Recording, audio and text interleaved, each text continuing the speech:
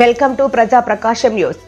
మార్కాపురం శాసనసభ్యులు కందుల నారాయణరెడ్డి అసెంబ్లీలో ఈ ప్రాంతంలో కీలకమైన పలకల పరిశ్రమపై తన గళం వినిపించారు.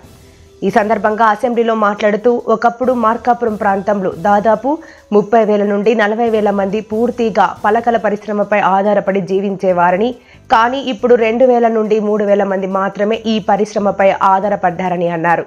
రాబోయే రోజుల్లో విద్యార్థులకు పంపిణీ చేసే కిట్లలో తప్పకుండా మార్కాపురం ప్రాంత పలకలు ఉండేటట్లు చూడాలని మరియు డిజైన్ స్లేట్లపై ప్రభుత్వం విధిస్తున్న 18% జీఎస్టీని 5%కు తగ్గించాలని ప్రభుత్వాన్ని కోరారు. నారాయణ రెడ్డి గారు మార్కాపురం, ఆయన లేరా? గిద్దలూరు అశోక్ రెడ్డి గారు. నమస్కారం అధ్యక్ష. మా మార్కాపురం నియోజకవర్గం పలకల పరిశ్రమకు పెట్టింది పేరు అధ్యక్ష. ఒకప్పుడు మన చిన్నపిల్లలు అందరూ కూడా మనమందరం కూడా ఆ పలకల మీదే చదువుకొని రాసుకున్నటువంటి పరిస్థితి అధ్యక్ష. అటువంటిది పలకల పరిశ్రమ గడ్డు కాలం వచ్చింది. ఈ పరిశ్రమ అంతరించిపోయేటువంటి పరిస్థితి వచ్చింది అధ్యక్ష.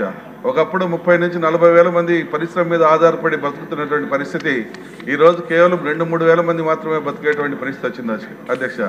అందుకనే మీ ద్వారా నేను కోరుతా ఉన్నాను అధ్యక్ష, ఈరోజు ఏదైతే స్కూల్ పిల్లలకు మనం ఈ కిట్లు ఇస్తా ఉన్నామో ఆ కిట్లో ఈ పలకలు కూడా చేర్చమని చెప్పి మీ ద్వారా ప్రభుత్వాన్ని కోరుతా ఉన్నాను అధ్యక్ష.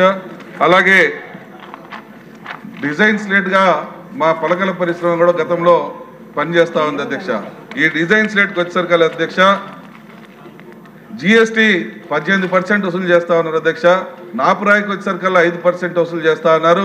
మమ్మల్ని కూడా నాపురాయి పరిధిలో పరిగణలోకి తీసుకొని 5% వసూలు చేసి మా ప్రాంత ప్రజలకు న్యాయం చేయమని, ఆ పరిశ్రమను నిలబెట్టమని, ఆ ప్రాంతంలో ప్రజలు జీవించేదానికి ఉన్నటువంటి ఏకైక మార్గం ఆ పలకల పరిశ్రమ ఒక్కటే కాబట్టి ఆ పరిశ్రమను కాపాడమని మీ ద్వారా ప్రభుత్వాన్ని కోరుతా ఉన్నాను అధ్యక్ష. మంచి సూచన. మార్కాపురం పలక అంటే చాలా ఫేమస్ అది.